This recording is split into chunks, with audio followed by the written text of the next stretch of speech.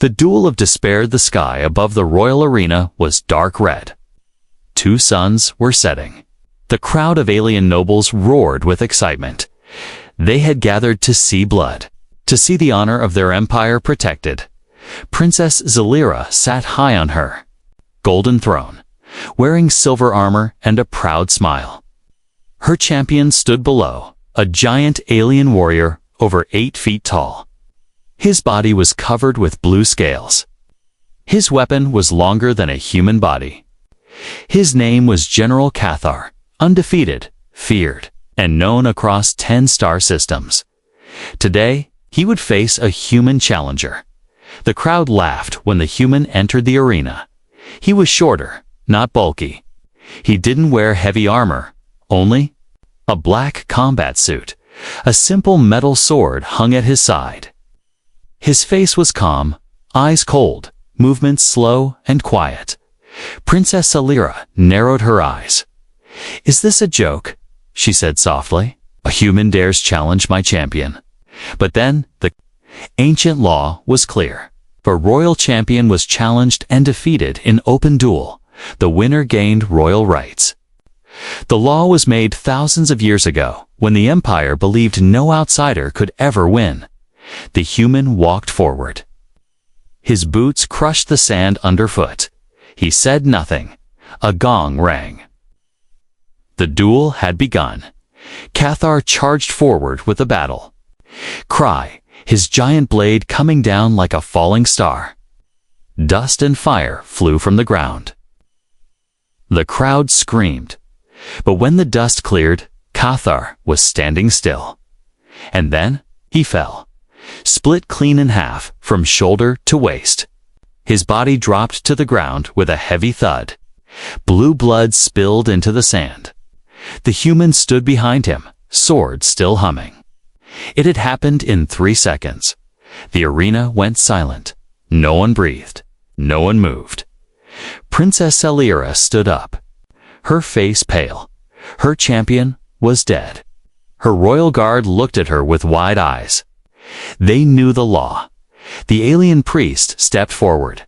He read aloud in an old voice by ancient royal code. The victor of the duel is granted claim over the royal household, including all heirs, and their royal attendants. The words echoed in the silent arena. Zalira's hands shook. She tried to speak, but her voice broke. This can't be. But it was done. The law was clear. The human finally spoke. His voice was cold, flat, like metal scraping stone. "I didn't come for your throne. I didn't come for your hand."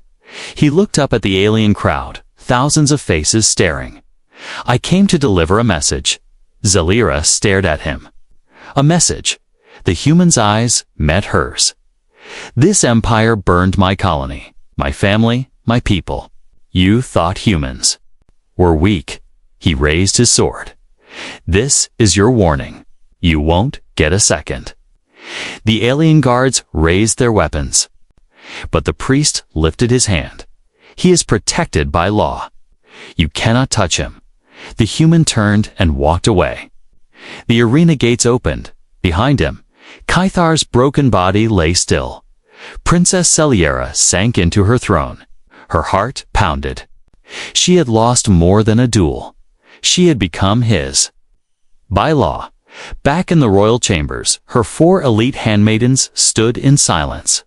They had seen everything. None of them spoke.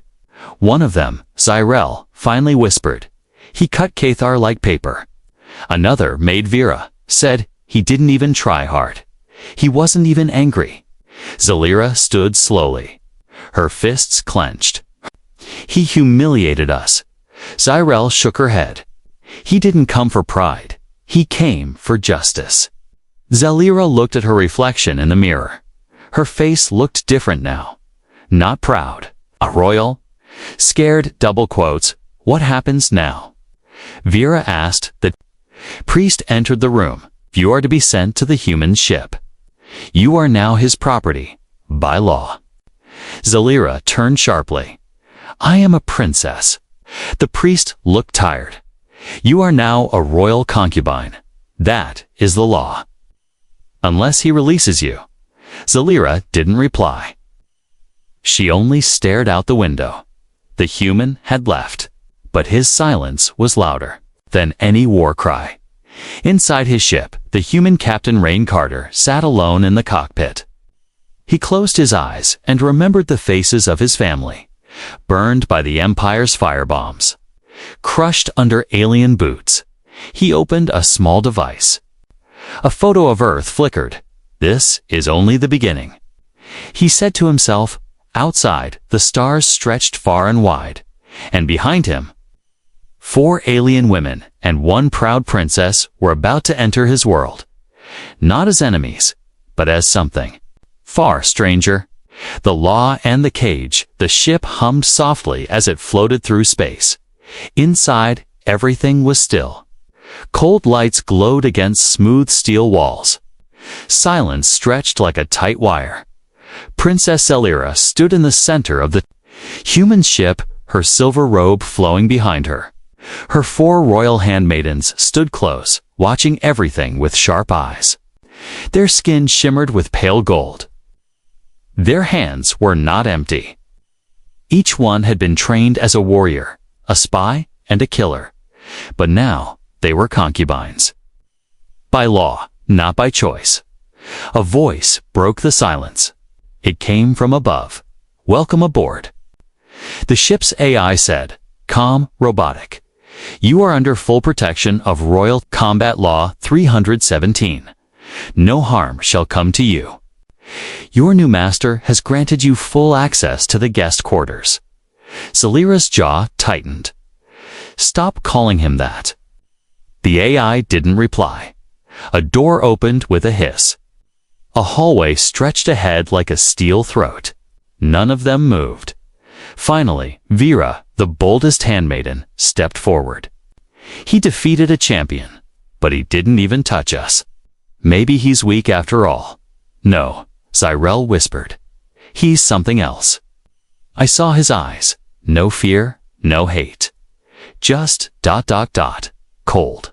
Zalira said nothing. Her eyes searched the hallway. No guards, no chains. No prison cells. And yet it felt like a cage. Captain Rayn Carter stood in the ship's control room, looking at a star map. His fingers tapped slowly on the glass screen. A glowing red dot blinked in the center. The throne world. He had set a course for the heart of the Empire. A voice behind him spoke. It was the ship's AI. The princess and her maids are aboard. They are not resisting. Rayn didn't turn. Around good, shall I lock their quarters? No, he said quietly. They're not prisoners. Let them see everything. The AI hesitated. They may attempt, escape, or sabotage. If they try, Rayn replied, they'll learn who I really am. He turned and walked down the hall, his boots echoing on the steel floor. He didn't hurry, he never did. In the guest chambers, the royal women entered slowly. The room was clean, quiet, strange. Human design, smooth walls, soft lights, a long table filled with unfamiliar food. Zalira touched a wall panel. It glowed under her fingers. This is not a warship, she said. It's too calm, Vera said. Zyrel stepped near the food. Do you think this is poison? Zalira didn't answer. Instead, she turned toward a small window. Outside, the stars stretched in every direction. This wasn't a prison. It was a strange freedom, but freedom under a man who now held them by ancient law. A door opened. Rayn entered. No armor. No sword, just his calm face and black uniform. He looked at them, then at the food table. You haven't eaten. Vera stepped forward. We don't eat with enemies. Rayn shrugged. Suit yourself. He picked up a fruit, took a bite, and sat down in a chair. He didn't look at them like a king, or a master, or a conqueror. He looked tired. Why did you bring us here? Zalira asked. You know the law. You could have left us. Or killed us. Why bring us aboard? Rayn's voice was calm. Because you needed to see the truth. What? Truth, she snapped. Rayn stood up slowly. He walked to a control panel and tapped a few buttons. A hologram appeared in the center of the room, a spinning planet, blue and green. Earth, this is my home, he said. Your empire destroyed one of our colonies nearby, burned it to ash. Women, children, all gone. He turned toward them. You think your empire is untouchable. I came to show you it's not. Zyrel frowned. You want revenge? Rayn shook his head. No, revenge is blind. I want change. You think taking royal concubines will fix the galaxy? Vera hissed. Rayn stepped closer. Not angry, not loud, just steady. I didn't ask for this law. Your people made it. I only followed the rules you believed no outsider would ever survive. Zalira's voice dropped. What do you want from me? Rayn looked her in the eye. I want you to listen. Later that night, the maids sat in silence. He could have taken what he wanted. One of them said. But he didn't. He's not like the others, Zyrel whispered. He fights like a monster, but he treats us like people. Zalira sat alone by the window. Her thoughts were a storm. He had taken her freedom, but not with chains. With truth, and now they were flying to the throne world, to her father, the emperor. She closed her eyes. If Rayn was right, the empire was about to face something it had never seen before. Not a conqueror, a human. Flashbacks and fires, the ship floated silently in deep space. Stars blinked softly outside the glass panels. Inside, everything was still. Except for his memory, Captain Rayn Carter stood alone in his room.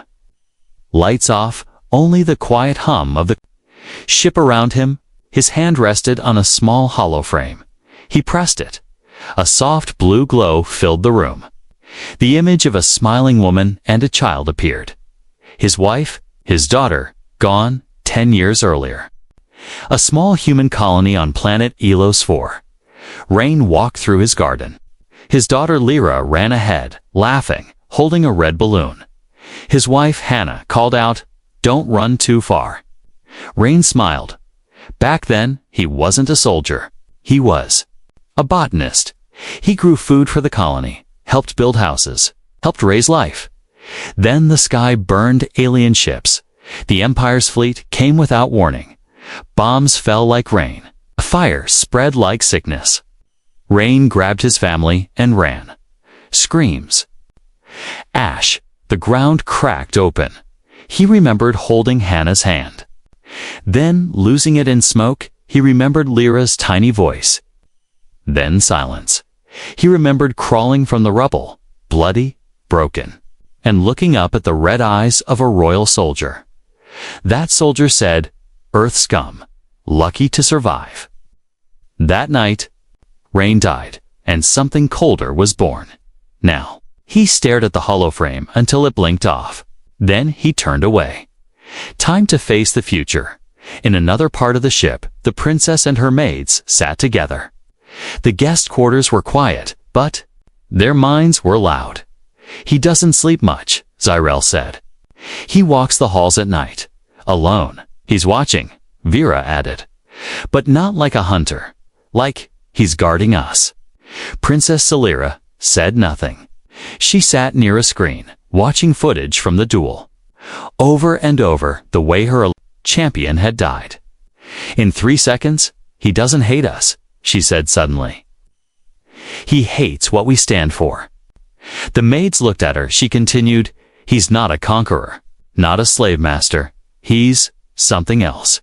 A ghost, Zyrel asked. No, Zalira said. He's a man who lost everything. Later, Zalira found herself standing outside Rayn's chamber. The door was half open. She didn't knock, she stepped in. He was sitting cleaning his blade. Not for war, for memory. I watched your duel again, she said. He didn't look up. You should stop. It won't change what happened. I don't want it to change. She said, I want to understand. He placed the blade down and looked at her.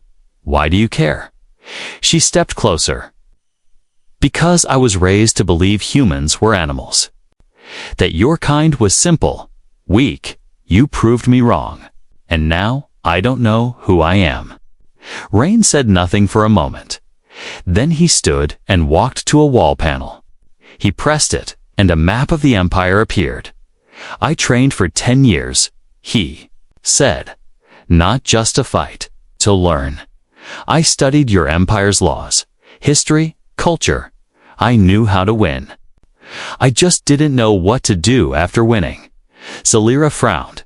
You could have taken power, made demands, humiliated us. I don't want power, he said. I want your empire to leave Earth alone. She stepped even closer. You could have killed my father to do that? Rayn's voice was quiet. Not yet. Their eyes met. Two enemies.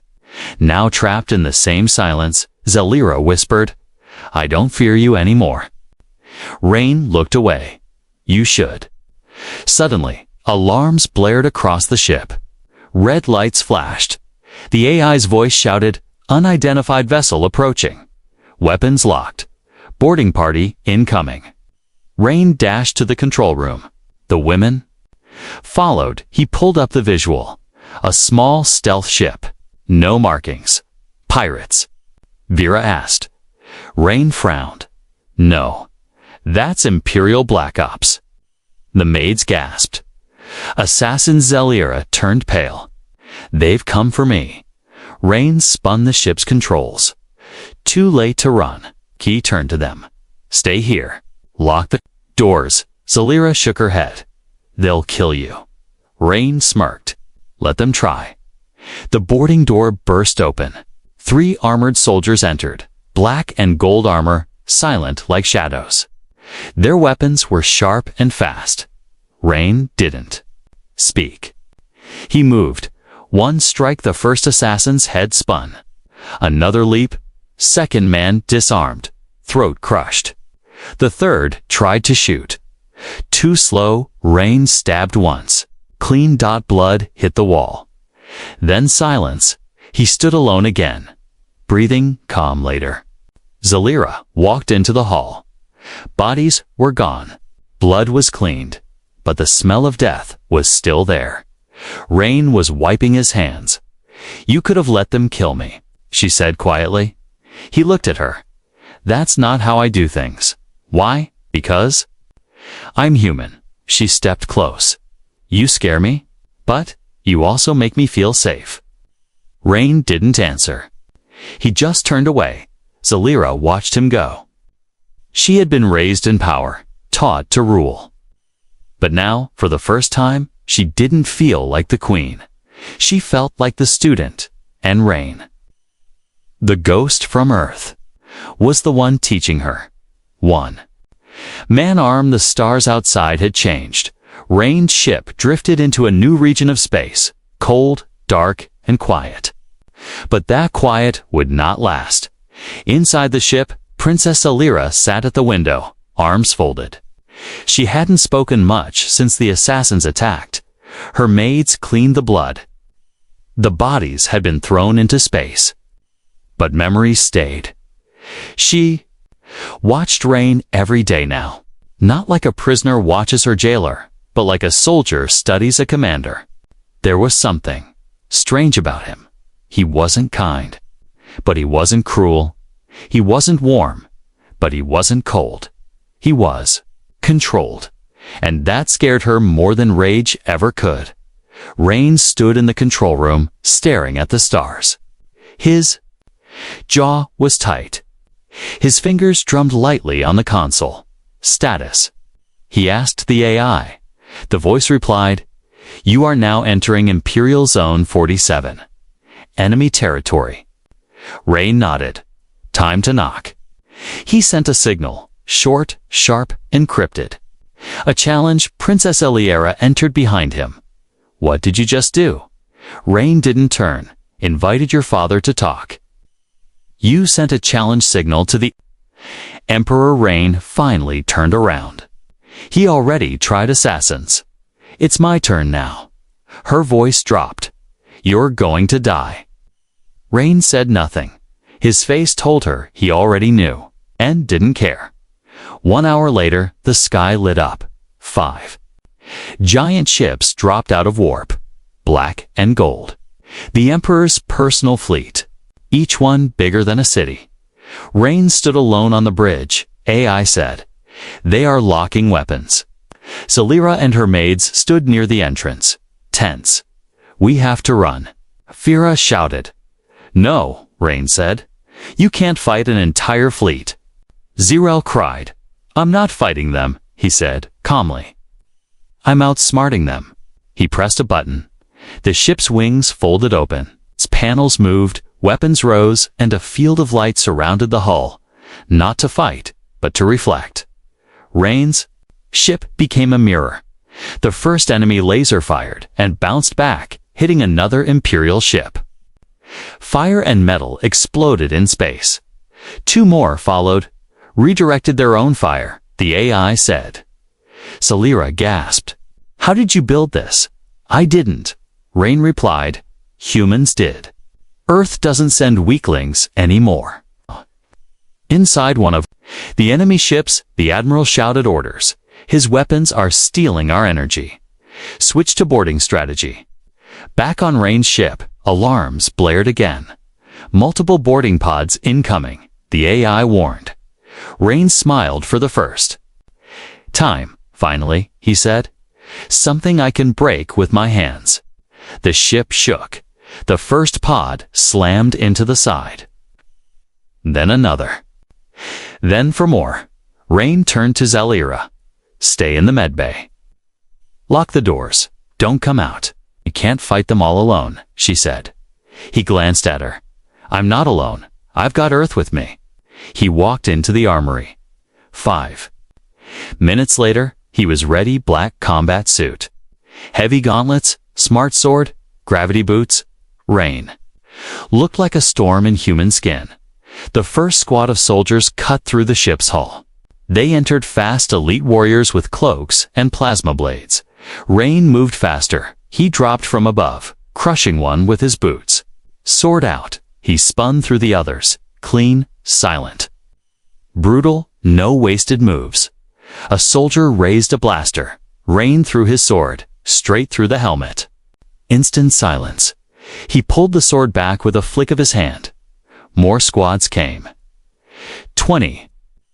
30. They never reached the control room. Rayn became a shadow, a fire, a myth. Zirel peeked from the medbay screen. "He's fighting like 10 men. Vera whispered, "Like one human." Celira stood frozen. She had seen wars, executions, gladiator fights, but she had never seen this.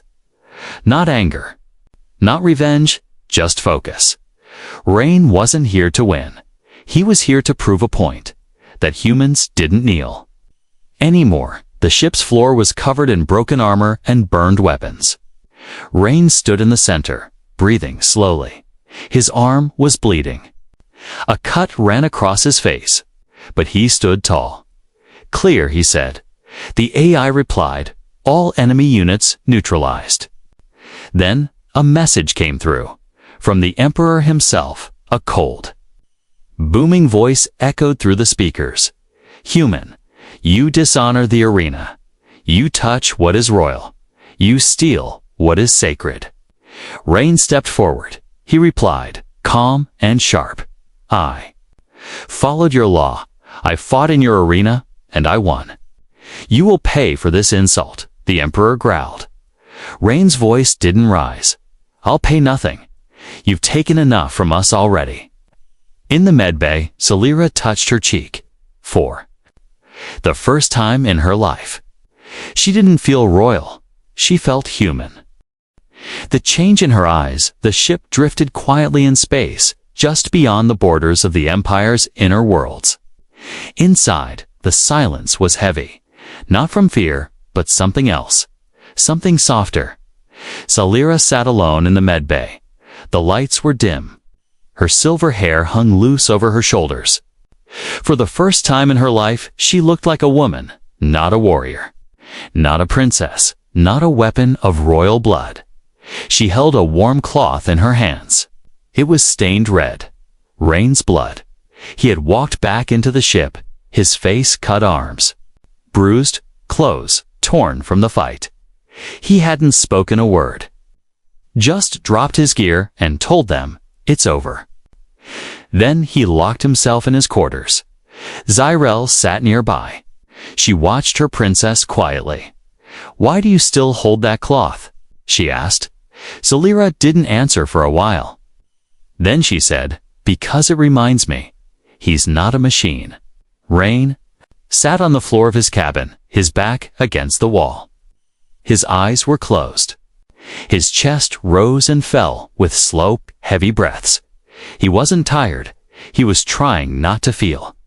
The moment you started feeling, you started breaking, and he couldn't afford to break. Not yet. His thoughts drifted again to the colony, to the fire, to his daughter's voice calling for him from under rubble. He opened his eyes, stood up, and walked out. He found Zalira sitting in the hallway outside the medbay. She stood when she saw him, but she didn't speak. Neither did he. Finally, she said, "Why don't you ever scream?" Rayn blinked. "What?" "When you fight. When you bleed. When you hurt. You never scream. You don't even flinch." He looked away. Screaming doesn't help. It just reminds others that you're still alive. Zalira stepped closer. "You are alive, Rayn, whether you want to be or not." He said nothing. She tilted her head. "You could have taken revenge. You could have killed my father's soldiers and sent their bodies back with a message." "I did," he said coldly. "The message was me." Later that evening, the crew sat together in the main common room. For the first time, Rayn joined them. The food was simple: protein bars, warm broth, alien fruit from the storage unit. No royal feast. But the silence between them was no longer heavy. It was curious. Vera leaned close to Zalira. "He eats like a soldier." "No," Zyrel whispered. "He eats like someone who forgot how to enjoy food." Zalira watched him carefully. Rayn noticed. "What?" he asked. She smiled faintly. "Just wondering if your blood tastes like ours." He raised an eyebrow. "Why?" "Because maybe you're not as different as I thought." He didn't smile, but he didn't look away either. After dinner, Zalira followed Rayn to the observation deck. A wall of glass showed the stars outside, endless, burning. Far she stood beside him in silence. "I used to think your people were insects," she said softly. "No power, no voice, no future." Rayn's eyes stayed on the stars. "You're not the first to think that." She turned to face him. "But now, I think you're fire. Small at first, quiet, but once it spreads, it burns down empires." Rayn finally looked at her. "You're afraid of that fire now?" "No," she said. "I think I'm standing in it." She took a step closer. "You saved me. You didn't have to. You fought for me. You didn't need to. You protected us when no one else would." "I told you," Rayn said. "I'm not here to hurt you, but you could have. That's what makes it real." Our voice lowered. "I was born to rule, trained to command armies, to break spirits. But now, when I look at you..." She paused. "I feel like I'm learning to breathe again." Rayn stared at her, his expression unreadable. Then, finally, he spoke. "I don't want your loyalty. I don't want your love. I just want your truth." Zalira nodded slowly. "Then here's the truth," she said. She reached out, took his hand. "I am yours, not because of the law. Not because you won, but because I chose." That night, the princess didn't sleep in her royal bed. She sat beside Rayn, on cold metal floor, watching the stars until morning came, No guards, no titles, no crown. Just two people. A man made of pain, and a woman learning how to heal. The Emperor must forge the stars around the ship. Now burned with blue fire, Rayn's vessel floated at the edge of the throne world's defense line, a ring of orbiting death. Dozens of battle cruisers, weapon satellites, and drone hives surrounded the royal planet like a wall of steel. No. One crossed it without permission. Rayn was about to crash through it, inside the control room. The crew sat in silence. Princess Celira stood at the front window, arms crossed. Her face was pale, but her eyes were hard. The world below was her home, the jewel of the Empire. The place she was born to protect now. She had returned as a traitor. Rayn stood behind her, calm as ever. Always quiet before a storm. The ship's AI spoke. Incoming signal from the throne world, code red, priority. Voice authentication. Emperor Calvax. A deep, ancient voice filled the ship. Human, you've come too far. Turn back or be erased. Rayn stepped forward.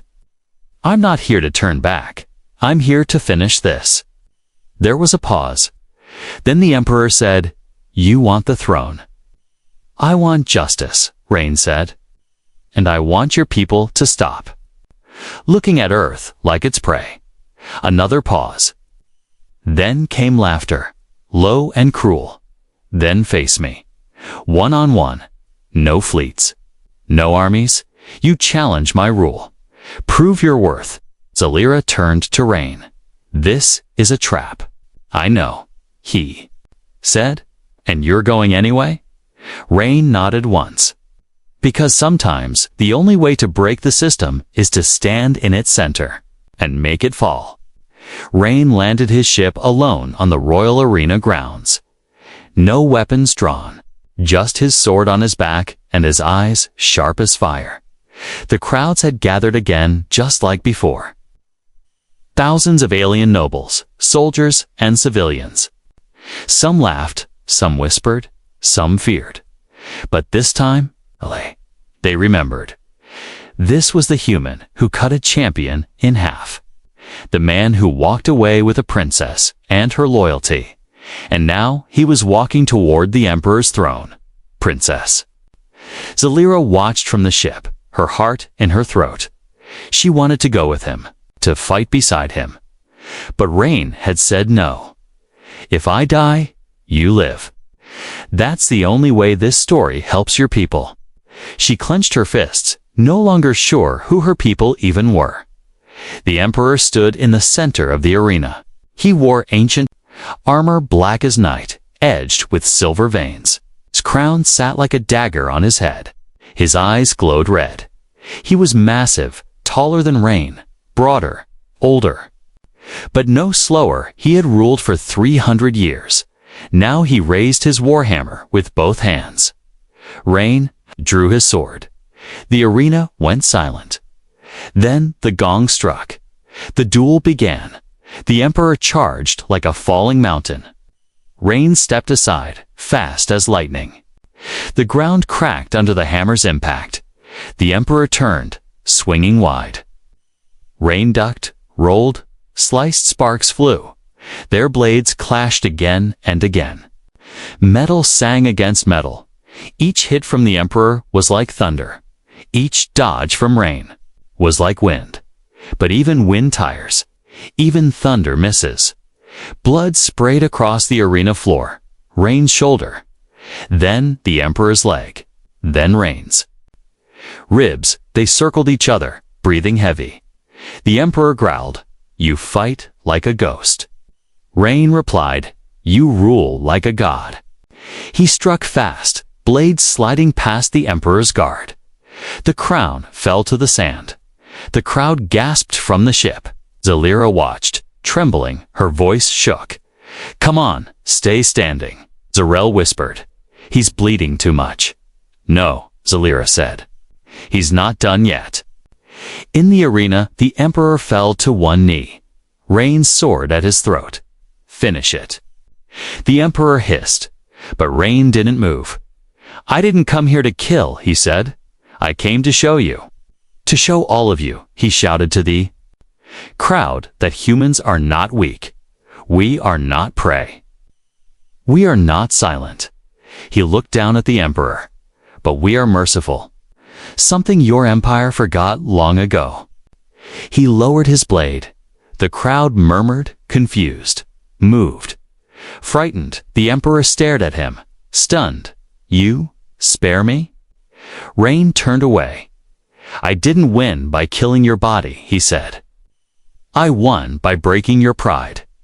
"Back on the ship," Zalira cried, but this time not from fear. From something else, hope. Later, the Emperor's command was heard across the galaxy, by royal decree. "Peace with Earth shall begin. The warrior known as Rayn Carter shall not be hunted, and Princess Zalira has chosen exile." In the quiet of the ship, Zalira packed her royal armor away. Her crown sat on the table, untouched. Rayn entered. She looked up at him. "You didn't kill him, no? Why?" "Because I didn't want to become him." She nodded slowly. "Then maybe," she said, "you're not just a warrior anymore." He raised an eyebrow. "What am I?" Then she stepped closer. "You're the future." The human who changed the stars. The war was over. But peace didn't feel quiet. It felt new. Rayn Carter stood on the deck of his ship, staring out into space. Below him, the throne world glowed like a jewel. The Emperor had survived. The duel was done. The law had been honored. No crown had changed hands, but everything had changed. Across the galaxy, the story spread. A human had walked into the heart of the Empire, defeated its champion, spared its ruler, and walked out with its princess. No army, no fleet, just one man. And a sword in the outer colonies. Alien children spoke his name like a ghost story. In royal courts, noble families whispered of him in fear or admiration. On Earth, silence turned to pride. And in Zalira's heart, something heavy was finally gone. The ship now moved freely through once forbidden space. No Empire vessel dared block its path. Princess Zalira, no longer royal, no longer prisoner, stood beside Rayn in the control room. She wore no crown. Just a simple black uniform, same as his.